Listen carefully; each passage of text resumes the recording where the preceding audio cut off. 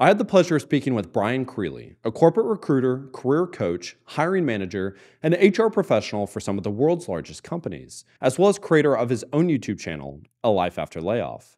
In this discussion, Bryan breaks down his perspective on what is happening with the broken labor market, the rampant corporate greed, as well as why companies may be incentivized to create ghost jobs. I hope this video is able to provide some value to you, and thank you all so much for your time.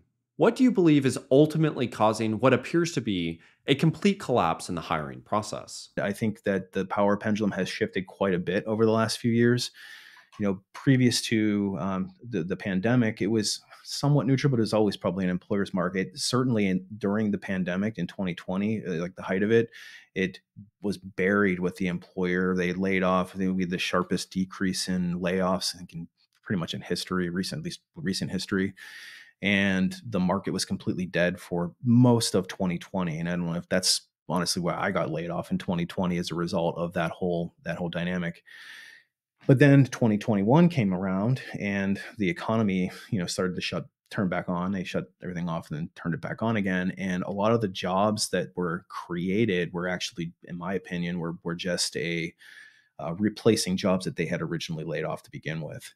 So it wasn't like we had this creation of jobs, but there was a massive increase in the number of people. And another concept, the remote work kind of was a big thing. So now suddenly you have the employees who would never normally have applied for certain jobs are suddenly, they moved out of cities and all that stuff, and now they're applying to every job. So what used to be we would get 100 candidates per a job posting turned into 1,000 pretty much overnight. And when you have that disparity between supply and demand, it becomes, at that point, it was really good for the job seeker because there were so many jobs and employers were just scrambling to just hire almost recklessly. They were like recklessly hiring. And so it felt like it was the heyday for the job seeker for like 5 minutes, basically. Then that turned back off again. And ever since then, if you look at the numbers, the employment numbers, they're kind of steadily decreasing over time. And it's getting more sharp. Like I just put a video out about the job number that was just reported for July was not so advantageous, and then there's a spike up in the unemployment rate, and what that could possibly mean, who knows? But the employment pendulum has been swinging. It's like I've been watching this at least for the last 4 years really closely, and like my neck has got whiplash from like we're over here, then we're over here, then we're over here. And I think that that's a big portion of the population is feeling the frustration of that. And in the context of job search, why does it feel so broken? Employers don't necessarily have an incentive to fix anything because they've got a line of candidates down the street waiting for your job. And if you don't like it, like they can basically tell you to go pound sand because they got 100 other people that are willing to take the job. So when we look at the power dynamic, that's kind of a concept that I speak about a lot, is the reclaiming of control of your career. Because when you don't have power in the arrangement, you don't have much influence and control. And I think a lot of people are feeling that they're like powerless. A company can ghost you without any recourse. They can make you travel across the country and pull the job offer after you've moved and sold your house, and there's no recourse. They can lay you off without over email, and there's no recourse. But heaven forbid the employee does something like that, then that's a big problem. So it's all about the dynamic of the relationship, and I think that's unfortunately we all kind of shout from the top of the mountain about this is broken, let's fix it. But if it's not at the highest levels of these organizations, like I almost think that like a CEO should have to, and the executive team once a year should have to go and apply anonymously for their job and see how it goes, just to go through their go through their application process, go through their interview process, and just see how, because there is such a big disconnect with and it's not even necessarily at the I know that a lot of people like to beat up on recruiters, and some of it's warranted, but there is at the senior levels of organizations where there is not an accountability for, I find it really fascinating that a company can go off and hire a whole bunch of people recklessly, then 18 months later say the business is not doing well. So we're going to go ahead and lay off all those people. And then the leadership team who made the decisions to begin with are not included in those layoffs. It's like this performance-based metric. And of course, labor is one of the very first things that's always looked at. What I think a lot of this boils down to is, like you mentioned, the CEOs, the individuals on the top. I don't understand why they have 9 layers of just dysfunctioning, inefficient systems that isn't making them money, isn't allowing the individual to be able to have a fair wage. I just don't exactly understand why that's happening. What do you think is causing all of these deficiencies? Why are they not choosing to go about it in a different route? Yeah, I mean that's an interesting question and an observation. It's one of those things where the people who make these decisions become very disconnected from it's like you solve one problem, perceived problem with another problem. Like you throw money at a software system that talk like and this is like when I was at Amazon recruiting, we had so many systems that we would use, and in theory they were supposed to help us recruit more efficiently, but I found that they would slow us down. Like there was protocols, and then you would start to, and this isn't necessarily just exclusive to Amazon, it's lots of different companies, but you'll have a series of like rules of engagement, how you're supposed to manage the recruiting process, and then somebody else comes in and puts a band-aid on that saying, well, it doesn't account for this one edge case, so we got to put this other process in place, and suddenly before you know it, you've got so much corporate red tape, offer processes that take forever.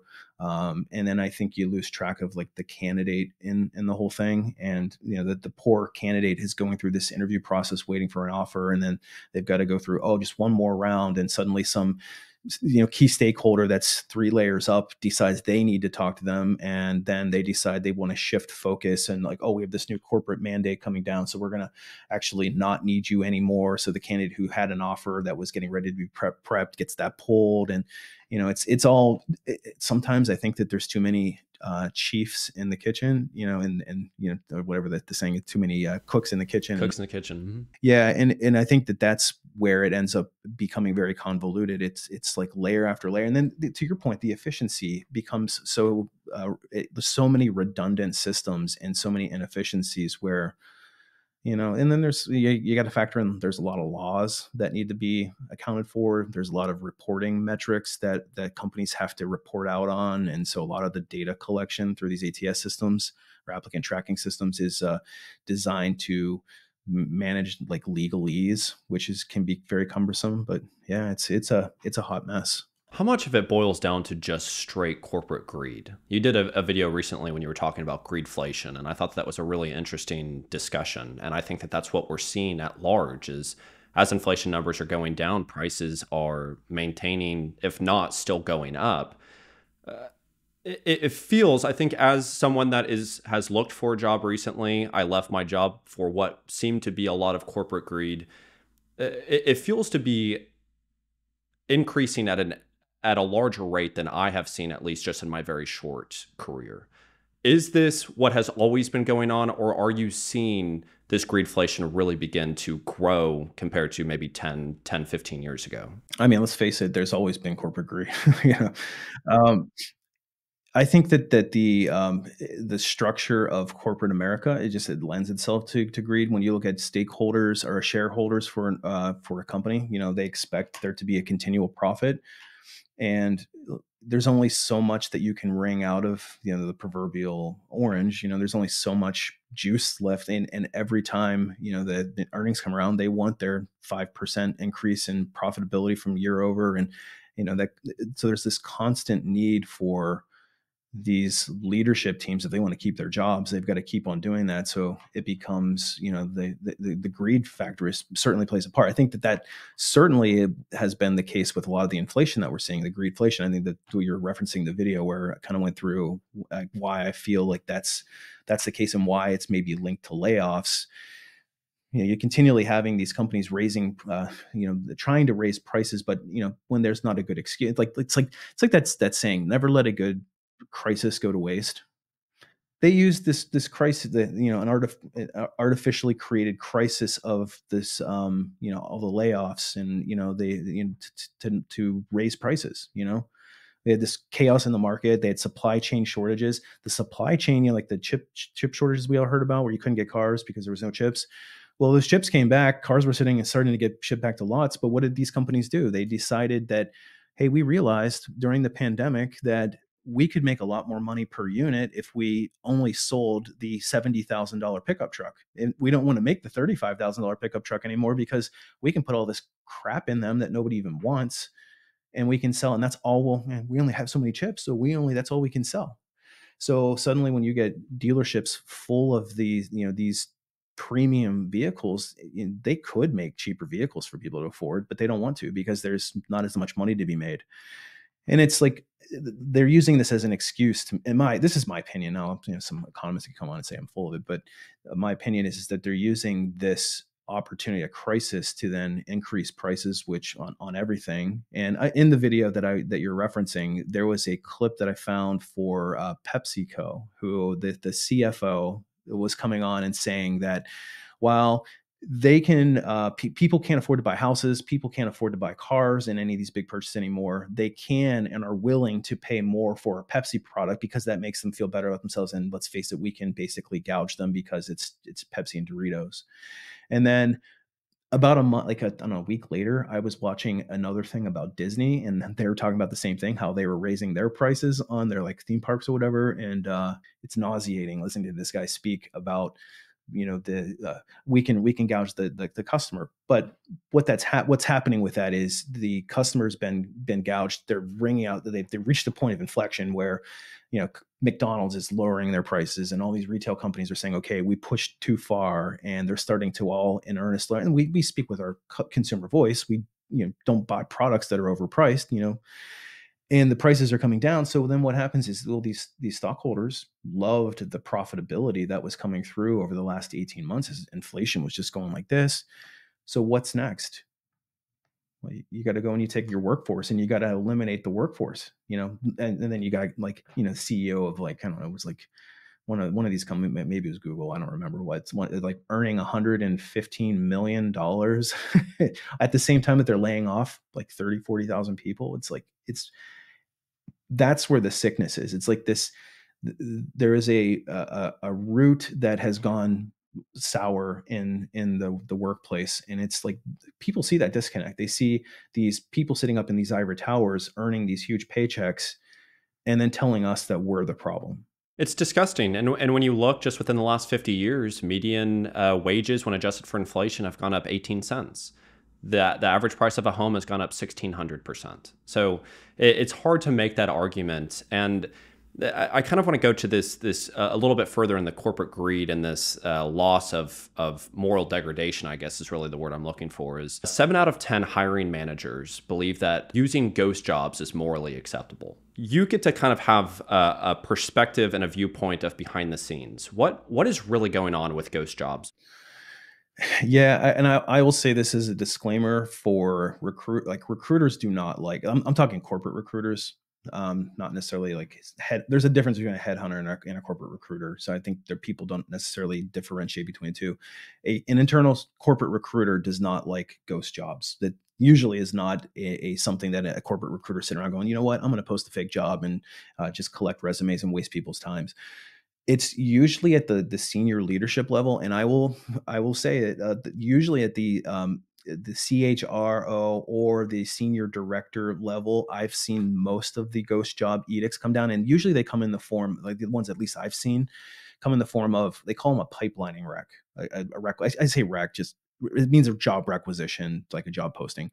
So they'll put together and they'll want to run these pipelining recs, and especially when they've I've had companies that I've worked at, they laid people off, and then they'll say, well, let's just put a bunch of pipelining recs out there and we'll just collect candidates. So when we do decide to start hiring in the future, that we'll be able to get a head start. And in theory, we can network with them and we can build relationships. The reality is that we usually are just in a job search for a certain period of time. We're looking for a job and then we want to move on with our lives. I'm not interested in most cases. Now, some big companies, probably, maybe you'd want to establish relationships if you have they're aspirational or whatever. But in general, most people are not sitting around waiting for some random company they've never heard of to, build a relationship. And then, I'll wait around 6 months for you to, like put a little penny in my copper mug, sir. Like that's basically what it is.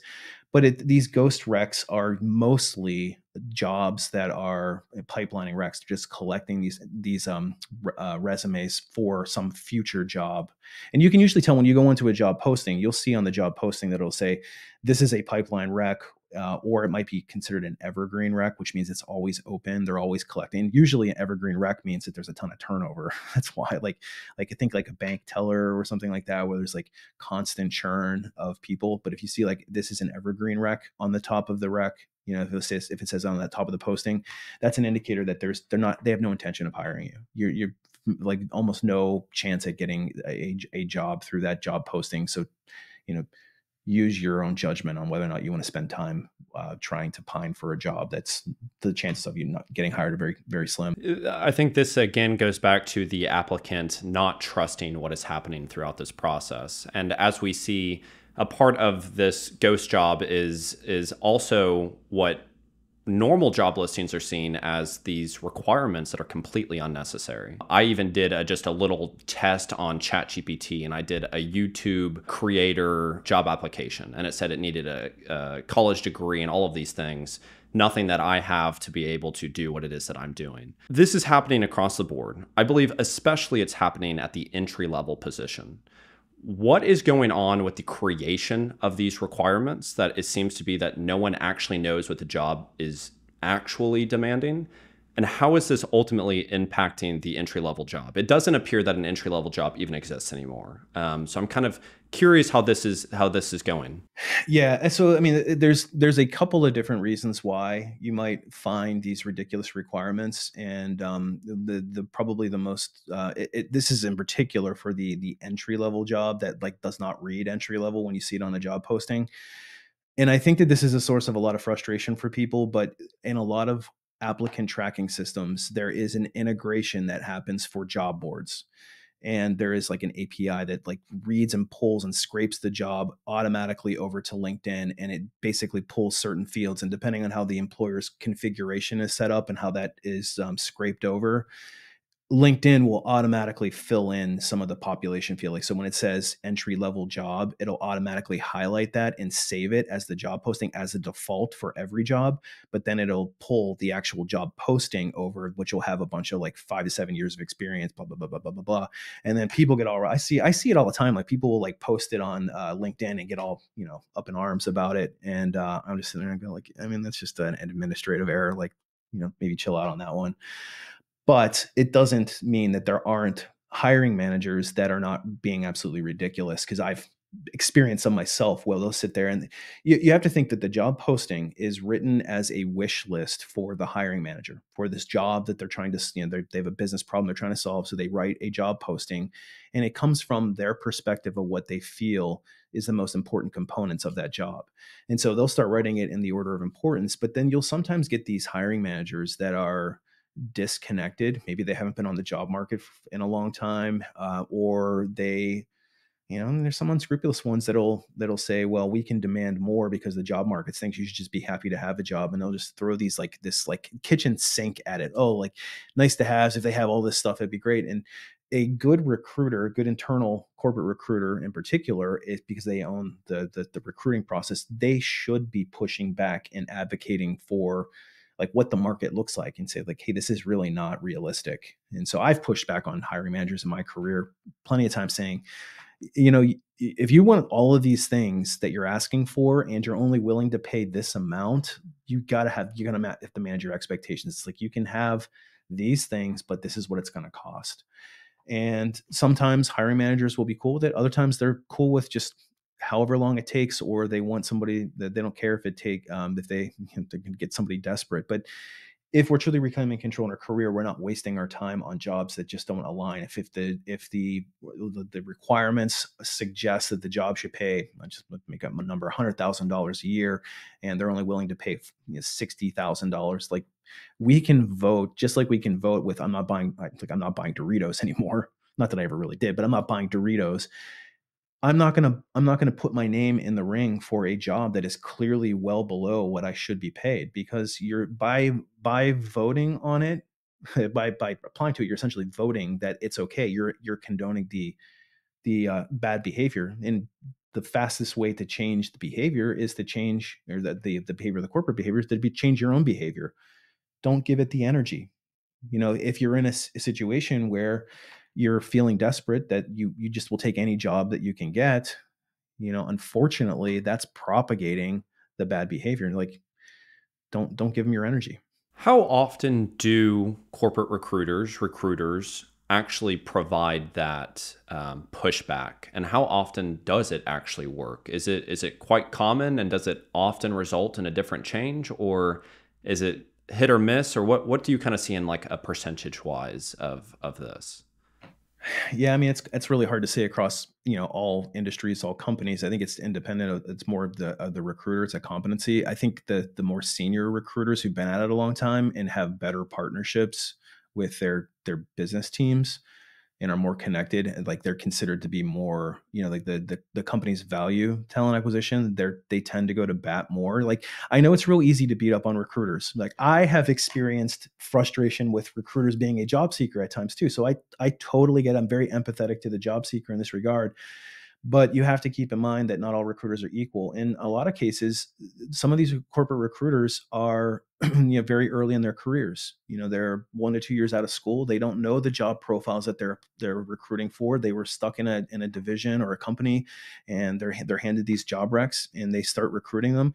They don't have established relationships, and quite frankly, they don't have the competency or the wherewithal to. It's like one of the competencies we used to assess at Amazon was has backbone. That was one of the things. Like, can you push back on a hiring manager that's got a VP title, who is adamant about this is what they want? They're 2 or 3 layers above your level, and push back on them and tell them they're wrong. That takes some craft, and you have to have some credibility in the room. And I think a lot of times these recruiters, especially, recruiting is a thankless job. There is no love for you. You do a good job, you just move on to the next rec. You get another pile of recs. If you don't do a good job, you get beat up by the hiring manager. You get beat up by the job applicant. The only person who seems to be happy with you is your boss at that exact moment. But if you don't hit your metrics, they're not happy with it. And it's where the last one's hired in a job boom, and where the first one's fired. So there's no love for the recruit. It's like I never, like, when somebody comes to me and says, like, how do you become a corporate recruiter? I said, you just don't do it. It's a thankless job. But there are some really, really good. I've worked in my career with some amazing recruiters who were very empathetic, who had very strong processes. Like, when they kept touch with their candidates, they didn't ghost people. They had they did the right thing. They advocated. Like, we advocate behind the scenes a lot more for a good candidate who treats us with respect than you would realize. I can't tell you the number of times I sat with a hiring manager and convinced them to interview a candidate that did not fit the mold, because I saw other things in him. I said, you got to trust me. You just got to interview this guy. He's really good. And then 9 out of 10 times, I can say I'm 100%, but 9 out of 10 times when they actually do get around to, they go, okay, well, fine. If you say that, then go ahead and put them on my calendar. And then 9 out of 10 times the hiring manager will come back to me and say, like, yeah, you were like spot on with that. So it's not all recruiters are made equal. If you get somebody that's only 2 years into their career or 1 year into their career, you're probably going to get somebody that doesn't have a lot of backbone and allows these unrealistic job posting requirements to go up, and they don't push back. And then sometimes these hiring managers, like, again, I think that these hiring managers should go out and, like, once a year, go as an anonymous candidate, apply for your own job, so that it's like almost like your recruiters don't know your name or anything like that, and just see what your experience is. Because I think that's a huge disconnect. These hiring managers that are completely disconnected from it. And I've had hiring managers tell me, like, this is like senior level director, plus level job, like hiring managers, like really, senior people, telling me things like, don't hire from this particular company. They just laid off a bunch of people. Don't target anybody who got laid off. And we would say, well, why? And they say, because they only laid off their trash. We don't want their trash. I've heard that. I've heard that from CHROs, like chief human resource officers. I've heard that, like, one sent it to us in a Slack message on the recruiting channel. And I'm sitting there going, like, screw that. I'm sending off. I'm going to recruit all of them. I don't care. Like, that perception is, it's just a very it feeds, to your point earlier, it feeds into this distrust of the process being broken down when you have mentalities like that. Now, I'm not saying every single company and every single senior leader is like that. It's like, it only takes a couple of bad apples to ruin it for everybody. Same thing goes with recruiting. It only takes a couple of bad experiences with recruiters to taint all recruiters as they all suck and they're all terrible. The reality is that there are a lot that do suck. There are a lot that don't manage their for the ghosting thing. I just can't understand it, because your applicant tracking system, when you close down the requisition, you hit it to close status or filled status. You have to assign who got filled. So you have to put in that candidate. They have to be in the ATS system so that you can assign it and attach it, because then it feeds over to the payroll system. So when I hit the save button, I have to put all their salary detail information in, and all the title and the start date and the bonus amount, all that stuff. I hit the save button. Then it automatically says, do you want to close the rec out? And if you do, if you hit yes, then it'll send an automatic disposition letter, like a generic form letter, to everybody in the rec. So I'm like, when I see people like that don't ever get rejected, to me, it's like, are they not, like, even following their processes? I've in my career, like, we never did that, but it's happened to me, so I know it does happen, and I just sit there and I wonder, like, what the hell's going on with these companies? So, like, ghosting, there's no excuse for it, especially if, and I know I'm kind of going on a tangent here, but ghosting, there's no excuse for it, and especially if you have gotten into the interview process, at the very least, it should be a personalized rejection letter. If you're second, third, fourth round into an interview process, if they make you go through a panel and all this stuff, and you've invested a lot of time, you deserve at least a personalized message, thanking the candidate and giving them news, not this, like, canned "thanks for applying. Unfortunately, we've gone with some other candidate."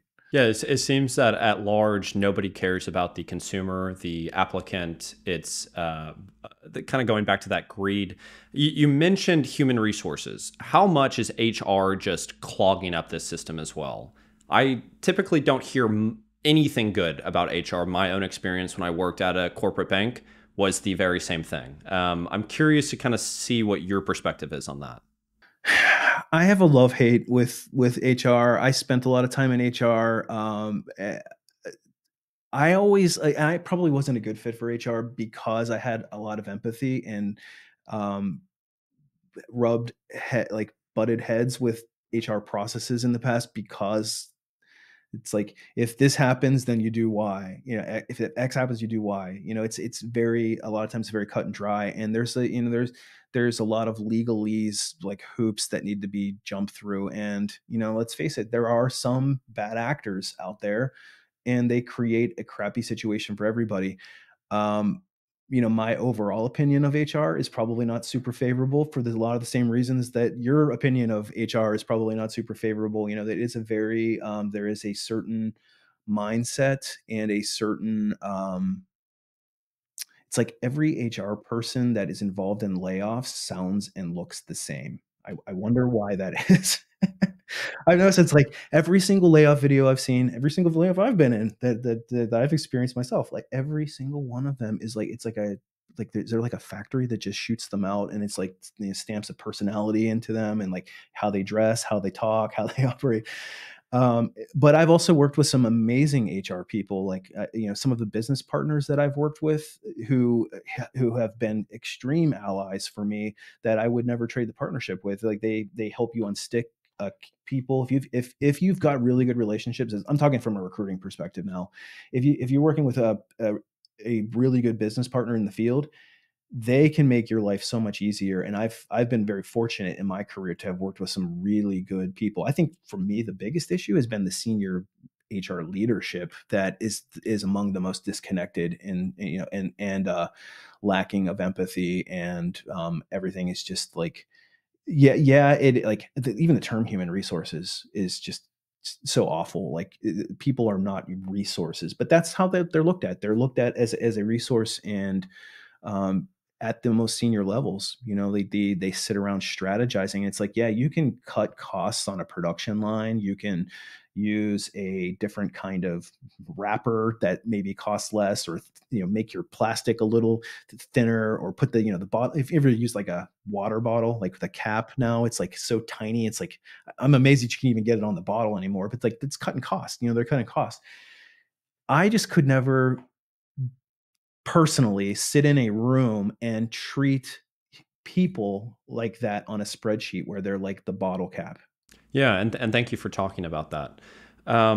I really hope that things begin to improve on that going forward. And as we begin to conclude this, a lot of what I discuss in terms of my videos about the labor market is specifically about the historical factors of how we got here. I know very little about the solutions. Maybe I'm a little bit even more pessimistic on what is happening too. I'm curious to see some of the solutions and the recommendations that you give to individuals. And so I'm going to go through a couple of different age demographics or experiences and kind of the expertise advice that you would offer to them. So for someone that is recently graduating or just recently graduated high school, doesn't want to go to college, is wanting to jumpstart their career in some sort of aspect, what would be some recommendation that you would provide to them to being able to begin hopefully a prosperous career? Yeah, and I might actually jump ahead here, and this is the same advice I would give for anybody at any point in their career: is a strategic career. You have to have strategy. Most 99% of people, maybe even higher than that, come out of schooling or whatever, they enter into their career, the workplace, without any idea of where they're heading or how they're going to go about doing it. They basically flounder into their career, and then what ends up happening is the currents of their career end up taking them wherever it may. And I would say the number one issue that I experience or notice with people who come to me for like coaching or go through,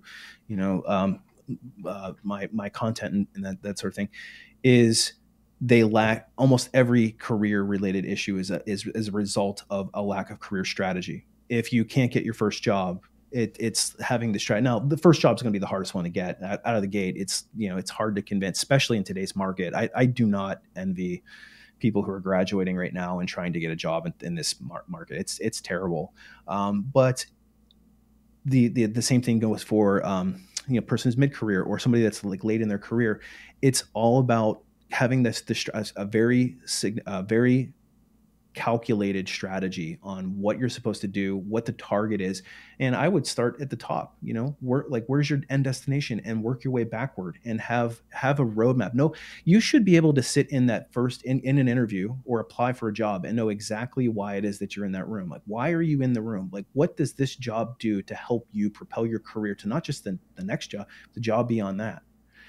And I think that that's the number one reason why people struggle. They can't get a job. Yeah, the market sucks right now, 100%. It is terrible to be a job seeker. You've got thousands of people that apply to one crappy job. But if you can't get a job, you look at yourself in the mirror too and go, okay, did I take the steps necessary? It's not easy. A lot of times people write a resume and say, oh, I customized my resume. I did all these, kind of the standard things that we always recommend that you do to increase your chances. But the real question probably should have been asked 5 years ago or 10 years ago. Like, why did you take this job back here? Or why did you stay in this job too long? Or why did you, what decisions did you make back then to not get a skill that you should have gotten because the market changed back then? And then you stayed the course on what you were doing and never adapted to the market. That's kind of the bigger thing. And if you don't have a strategy, there's no way that you can possibly have a solid career if you're just winging it. And I think that so many people wing it. So the entry level person who is looking for their first job, how should they go about doing it? I would recommend looking at what the employment market is demanding for the type of role that you're interested in, and then reversing back to where you are. If you look at 10 job postings for that specific job that you're trying to get into, how does your resume truly stack up? Because the other people who are applying for those jobs, they're getting 1,000 candidates, maybe more. There are going to be some people in there that have the skills that they're looking for. Does yours clearly show that fit? And do you have the right stuff? And if you don't, I would go back to make sure that you're getting the right stuff. And you might have to be a little creative, and you might have to use a little bit of ingenuity and put your your proverbial entrepreneurial hat on and go, okay, how can I get this skill? Do I have to go and take some training that I haven't gotten? Do I have to, did I maybe, like for an entry level person, an entry level position, an internship or something like that? Or can I volunteer at my local church or something to get some experience in accounting because they need their books balanced for the charity or whatever? You may have to think a little outside the box to get that first one. But again, it's all based on strategy. Second, the same thing goes for the mid-career person who is stuck and can't get promoted. Like, what's your strategy? Like, have you gotten the right skill? You can't. So many people rely on it's almost like a victim mentality. Like, it's like they never gave me a chance. They never told me what to do. They passed me up and they gave this other person the promotion. I was never given or afforded the opportunity. And I'll ask a hard question of like, well, what did you do about it? And it's a lot easier to blame somebody else than to take ownership back in actually. When I say like reclaim control in your career, start to act like the CEO of your career. Nothing that happens to me is by happenstance. I'm never the victim of my circumstance. Yeah, I was laid off. I was the victim of a layoff, but I own my career and I own the strategy behind it. So I bounced back. It took me a little bit of time to get on my feet. It wasn't like I just one day just woke up and I was suddenly, doing what I'm doing now. But I reclaimed control because I had a very purposeful strategy. I still have a strategy. In fact, I have a whiteboard. You can't see it's on the other side of this wall here. It has everything that I do in a day, like my daily strategy. Then I have my weekly strategy, and then I have my long-term strategy on this side. And every day I look up at it. Some days I do good with it. Some days I don't do so hot with it. But it keeps me focused on what are my big to-dos. Like, those are the big guiding lights. But it's everything I do has strategy. The person who's a senior in their career who has gotten laid off at 50, 55 and found that they can't get the phone to ring anymore because they're antiquated. They in particular need to have a strategy. And that's like, it's unfortunate to say this because like they should have been having strategy when they were 30 or 25, and then they, there's going to be contingencies that happen. But again, if you have strategy, you can get around the contingency. You get that unplanned layoff that happened to you. If you never plan for and you never set yourself up to be an expert in your space, in your field, nobody knows who you are, it becomes much harder to stand out from the competition because, again, thousands of applicants for a single role. 750 in 26 hours for me in some of the positions that I've recruited for. And because the job market is broken, like, you can't continue to treat job search and your career like it was 2019, 2018. The market has changed too much. And to you, like your point, like I'm pessimistic, like when you say you're pessimistic, I'm optimistic for reclaiming control, the people who reclaim control and actually start to act like the CEO of their career. I am pessimistic for the job market ever changing. So it's like two different dichotomies. Like, inside of that, like, if I know the rules of the game, I don't have to like them. I don't like them. If I know the rules of the game, though, I can start to operate with more purposeful intention instead of just being the victim of everything that happens to me. If I get laid off, I have a strategy. I already have a network. I have personal branding that tells the world that I'm an expert, and I don't have problems finding my next job. If I don't have strategy and I get laid off completely, I don't have a resume written and I don't have I don't even know what problem I best solve, then you are going to struggle, especially when you've got thousands of people looking for the same jobs as you. This remote, like, we went through this period of like remote work, and I feel like there's been an attack on the remote work. I feel like it's like basically drying up now. I know a lot of people don't want to hear that, but I feel like the remote jobs being dried up has created that we got to this mentality of like, hey, I can be remote. So now people all across the world are applying for jobs that they normally wouldn't have. And that's it's like, it didn't really do us a service. I'm remote. I've been working remote for 8 years, but it's caused some problems. Well, I thank you very much for your time and for you providing solutions to some of the problems that I think are really plaguing society. I think a lot of people are really struggling with this, and unfortunately, we're just not having the discussions that need to be had for this issue. I like your channel. I like the approach that you go about it, and I like that you continue to be a spokesperson for the applicant, for the individual having to navigate this difficult labor market. So thank you very much for all that you do, and I appreciate your time. Yeah, it's been fun. Thanks for having me.